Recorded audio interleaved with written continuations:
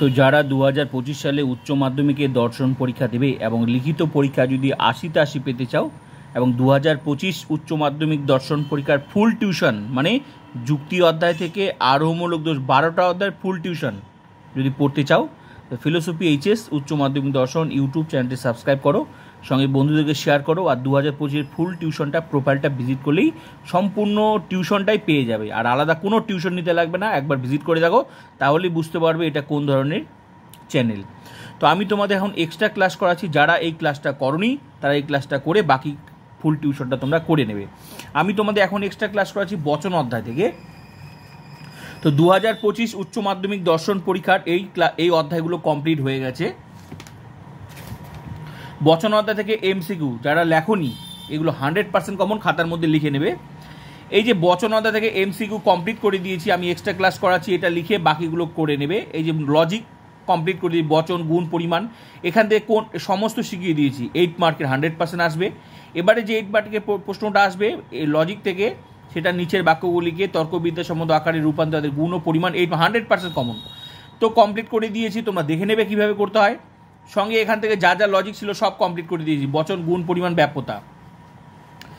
তারপর কি 8 mark notes, এই নোটসগুলো কি কি পড়তে হবে এগুলো আমি কমপ্লিট করে দিয়েছি, তোমরা কিন্তু দেখে নেবে। তো এইভাবে ষষ্ঠ অধ্যায় পর্যন্ত তোমাদের নোটগুলো কিন্তু লিখে নেবে, 100% কিন্তু নোটগুলো আসবে। তো এই নোটগুলো আমি লিখে দিয়েছি, তোমরা প্রোফাইলটা ভিজিট করলেই অধ্যায়গুলো পেয়ে যাবে। এই যে তোমরা দেখছো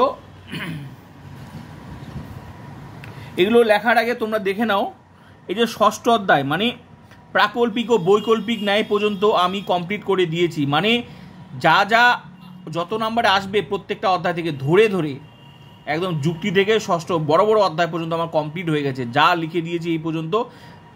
8 মার্ক এমসিকিউ এসিকিউ যা যা যে অধ্যায় থেকে আসবে 100% কমন পাবে, তার বাইরে একটাও প্রশ্ন যতই ঘুরিয়ে আসুক যেভাবে লিখে দিয়েছি সেভাবেই আসবে।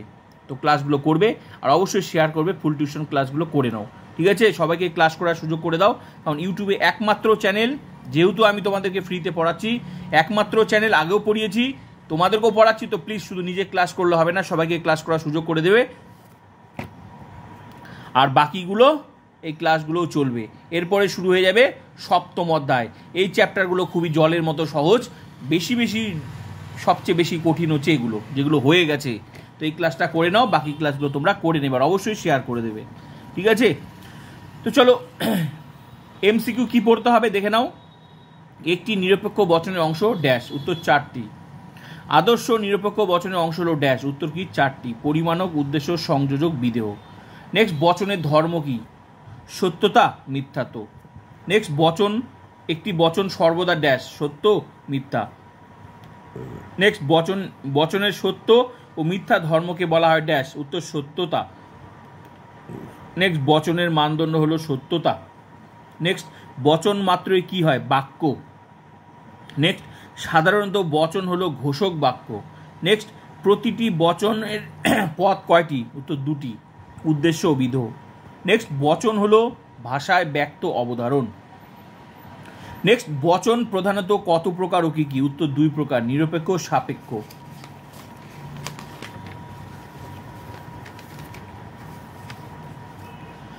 নেক্সট, সম্বন্ধ অনুসারে বচন কত প্রকার ও কি কি? উত্তর 2 প্রকার, নিরপেক্ষ, সাপেক্ষ। নেক্সট, সাপেক্ষ বচন কত প্রকার? 2 প্রকার, প্রাকল্পিক ও বৈকল্পিক। যে চ্যাপ্টারটা পর্যন্ত আমার ফুল টিউশনটা কমপ্লিট হয়ে গেছে। ফিলোসফিতে প্রত্যেকটা চ্যাপ্টার কিন্তু রিলেটেড, ঠিক আছে? এটা কথা মনে রাখবে। নেক্সট, সাপেক্ষ বচনের অংশ দুটিকে কি বলা হয়? অঙ্গ বাক্য। নেক্সট, গঠন অনুসারে বচনকে কটি ভাগে ভাগ করা যায়? 2টি, সরল ও যৌগিক। নেক্সট, নিরপেক্ষ বচন কত প্রকার ও কি কি? 4 প্রকার, এ, ই, আই, ও। নেক্সট, যৌগিক বচন কত প্রকার ও কি কি? 5 প্রকার, নিষেধক, সংযোগিক, প্রাকল্পিক, বৈকল্পিক, দ্বিপ্রাকল্পিক বচন। নেক্সট, ভাষায় ব্যক্ত অবধারণের রূপকে কি বলে? বচন বলে। নেক্সট, শর্ত অনুযায়ী বচন 2 প্রকার, উত্তর প্রাকল্পিক ও বৈকল্পিক বচন। নেক্সট, নিরপেক্ষ বচনের সংযোজক বলতে বোঝায় ড্যাশ, উত্তর হবে উদ্দেশ্য ও বিধেয় পদের মধ্যে সংযোগ সাধন। নেক্সট, সরল বচনের কটি অংশ? উত্তর 3টি, উদ্দেশ্য, সংযোজক, বিধেয়। মনে রাখবে সরল কিন্তু এটা, ঠিক আছে? নেক্সট, গুণ অনুসারে বচনকে কটি ভাগে ভাগ করা যায় কি কি? উত্তর 2টি, সদর্থক ও নয়ার্থক। নেক্সট প্রশ্ন, পরিমাণ অনুসারে বচনকে কটি ভাগে ভাগ করা যায়? উত্তর দুটি, সামান্য ও বিশেষ। নেক্সট প্রশ্ন, গুণ ও পরিমাণ অনুসারে বচন কত প্রকার ও কী কী? উত্তর 4 প্রকার, সামান্য সদর্থক, সামান্য নয়ার্থক, বিশেষ সদর্থক, বিশেষ নয়ার্থক। নেক্সট, নিরপেক্ষ বচনের চতুর্বর্গ পরিকল্পনা কে করেন? অ্যারিস্টটল। নেক্সট প্রশ্ন, বচনের প্রতিকায়িত রূপটিকে কি বলা হয়? উত্তর বচনাকার। নেক্সট প্রশ্ন, বচনাকারে কি থাকে না? উত্তর পদ। নেক্সট প্রশ্ন, সত্যতার প্রশ্নটি জড়িত ড্যাশ? উত্তর বচনের সঙ্গে। নেক্সট, পদের ব্যাপ্য অব্যাপ্য ধর্মকে বলা হয় ড্যাশ? উত্তর ব্যাপ্যতা। নেক্সট প্রশ্ন, ব্যাপ্যতা বলতে বোঝায় ড্যাশ? উত্তর সামগ্রিক ব্যক্তর্থকে। নেক্সট প্রশ্ন, ব্যাপ্যতা কোন বচনের সঙ্গে যুক্ত? উত্তর নিরপেক্ষ বচন। নেক্সট প্রশ্ন, একটি সার্বিক নিরপেক্ষ বচনে কোন পদ ব্যাপ্য হয়? উদ্দেশ্য পদ।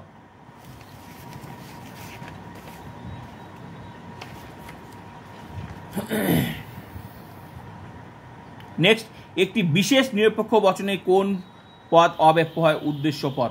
নেক্সট, একটি নিরপেক্ষ সদর্থক বচনের ড্যাশ? উত্তর বিধেয় পদ। নেক্সট, প্রতিটি নয়ার্থক বচনের ড্যাশ পদটি অবশ্যই ব্যাপ্য হয়? বিধেয় পদ। নেক্সট, সর্বদাই উদ্দেশ্য পদ ব্যাপ্য হয়? সামান্য বচন। নেক্সট, উদ্দেশ্য পদ অব্যাপ্য হয় ড্যাশ? উত্তর বিশেষ বচনের।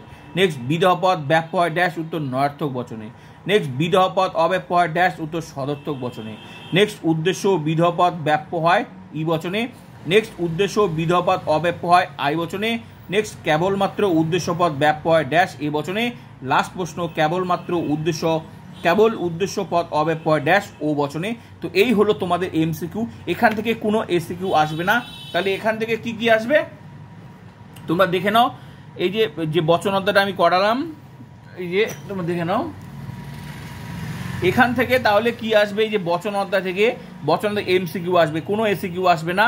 লজিক আসবে, 8 মার্কের সমস্ত লজিকগুলো করতেই হবে, কারণ এই লজিক থেকেও আবার যে এমসিকিউ লিখে দিয়েছি এখান থেকেও লজিকের প্রশ্নও এখানে দিয়ে দিতে পারে, ঠিক আছে? তাই লজিকগুলো করতেই হবে। যে এমসিকিউ সেগুলো তো মুখস্থ করতে হবে 100%, যদি এখানকার প্রশ্ন লজিক, কারণ লজিকের প্রশ্ন কিন্তু এমসিকিউর মধ্যেও দিয়ে দিবে, ঠিক আছে? তো তারপর কি 8 মার্ক লজিক, 8 মার্ক শিখিয়েছি। এই লজিক করলে তোমরা আবার লজিক পেয়ে যাবে 100%। যা শিখিয়েছি লজিক সঙ্গে নোট, এই নোটগুলো পড়লে ব্যাস এখান থেকে টোটাল আসবে 10 নাম্বার। তো এইভাবে বাকি ক্লাসগুলো তোমরা নোট থেকে লজিক সব করে নেবে। ফুল টিউশন কিন্তু কমপ্লিট হয়ে গেছে, ঠিক আছে? তো তোমরা দেখে নাও এই যে যুক্তি অধ্যায় কি আসবে, এমসিকিউ এসিকিউ লিখে দিয়েছি, খাতা লিখে নেবে। বচন অধ্যায় এমসিকিউ লিখে দিয়েছি, এই যে এখনই তোমাদেরকে শেয়ার করলাম এক্সট্রা ক্লাস হিসেবে। এই ক্লাসগুলো কমপ্লিট হয়ে গেছে। সঙ্গে কি নোটগুলো লিখে নেবে, লজিক করে নেবে, সব করে নেবে। যা 10-এ 10 100% যা শিখিয়েছি, যতই প্রশ্ন ঘুরিয়ে আসুক, যেভাবে ক্লাস করেছি তোমরা দেখবে 1 সেকেন্ড উত্তর দিতে পারবে। তারপর দেখো বচনের বিরোধিতা কমপ্লিট করে দিয়েছি 2025 ফুল টিউশন। এই টিউশন পড়তে গেলে হাজার টাকা খরচা করতে হবে, টিউশনে যেতে লাগবে, তারপর আবার বুঝতে পারবে না। আর আমার ক্লাস করে কেউ বুঝতে পারবে না, এটা হতেই পারে না, ঠিক আছে? সেভাবে ক্লাস হয়েছে।